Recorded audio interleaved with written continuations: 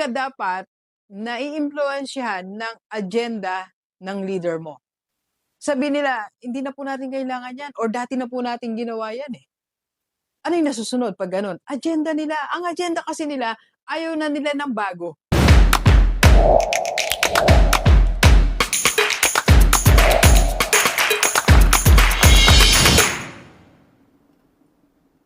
Alright, Gilbert, sa lahat ng mga business owners, school owners, paano nga ba natin pasisimplihin yung sistema ng negosyo natin? Alam nyo, sa dami na ng mga naging kliyente nito, ang problema talaga, hindi naman yung produkto eh, hindi yung kliyente. May kliyente talaga ang lahat ng mga negosyante. Ibig sabihin may market. Pero problem is the system. So, paano nga ba natin pasisimplihin lang yan? By the way, ipinad speaker po sa inyong mga seminars, leaders, school owners, business owners, o sa inyong mga teachers, or sa inyong mga empleyado. PM me sa personal FB ni Doc. Ayan po ang aking personal FB. Go, let's go. Okay, so simple lang. 4 lang po discuss natin today. First, don't forget your agenda. And sa lahat ng agenda natin, 2 po yan. Big and small agenda. For example, may pinatawag kang empleyado or department head mo. Dapat malinaw ang agenda mo.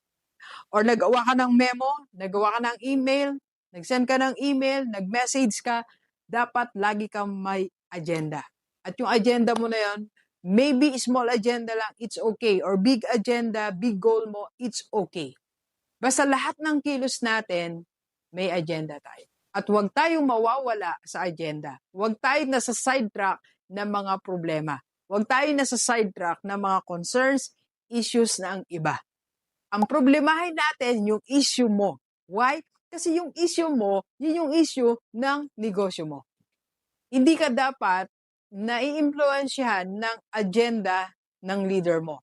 Tandaan natin, may mga leaders tayo na may mga hidden agenda. Sabi nga, di ba? Ano yung hidden agenda na yon? O may agenda silang pansarili. Ibig sabihin, minsan iniiwas nila yung sarili nila sa responsibility.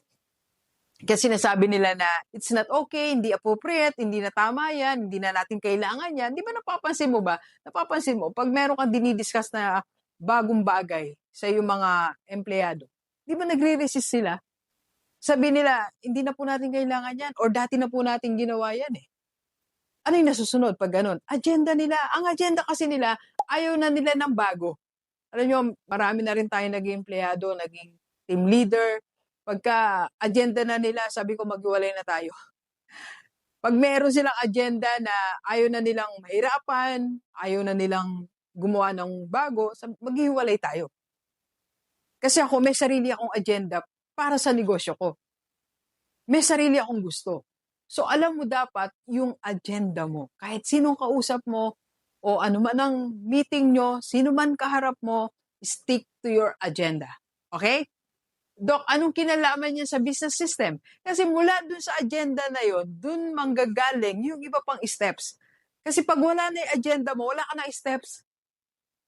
Imagine mo, for example lang gusto mong mag-subscribe o gusto mong mag-Claude, okay? Gusto mong mag-subscribe. Kasi yan yung pinagtatalunan namin ng team ko eh. Kasi, syempre gusto kong may subscription, di ba? Gusto natin mag-explore. Sabi nila, Doc, di mo na kailangan yan eh. Pag nakinig ako sa kanila, hindi na. May next pa ba akong gagawin? Wala na, di ba? Babalik na ako sa dati.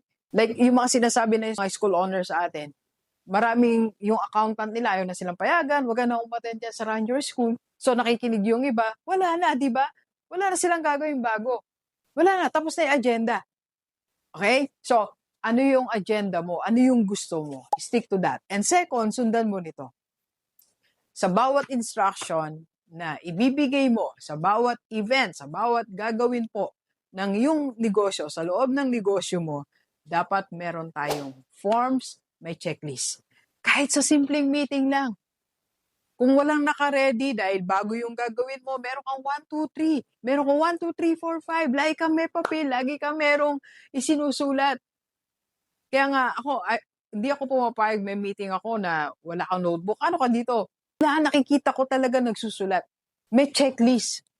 So lahat ng transaction, may checklist. Recently lang, nag-conduct ako ng leadership seminar. Sabi ko, checklist talaga yan. Yung problema sa field, yung problema na experience ng mga tao nyo, kasi walang checklist, walang listahan. Ano yung mauuna? Ano yung dapat present? So, dapat lagi may checklist. Si Mr. Checklist, si Mr. Form. Kahit bansagan kang ganon, it's okay kasi yun ang tama. That's the system. And third, dapat laging may in charge. Huwag tayong pumapayag na walang in charge. For example, kailangan nakapila lahat ng estudyante sa mga school owners. Sa lahat nakapila ng 7 to 7:30. Ayos na yung pila. Next question, who is in charge? Dapat in 2 days, ma-out na lahat yan. Next question, who is in charge? Yung group na to, for example, sa negosyo mo, dapat naka-deliver na lahat yan. Yung marketing doc, yung sa sales, yes, sino yun? Kanino siya? 5 yung members mo ng team mo, bawat isa na yan talaga, merong assign. And eto pa, isang tip ni Doc, dapat lagi may leader.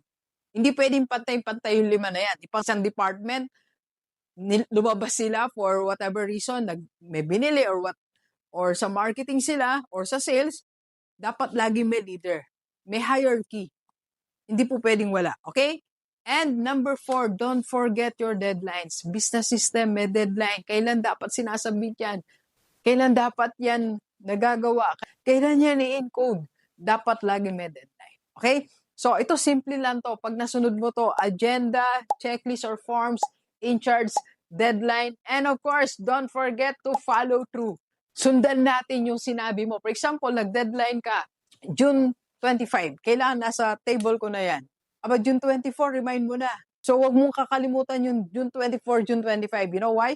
Kasi pag di mo sinabi yan, kahit naalala ng empleyado mo o leader mo, hanggat hindi mo kinukuha, more often than not, hindi nagkukusa yan.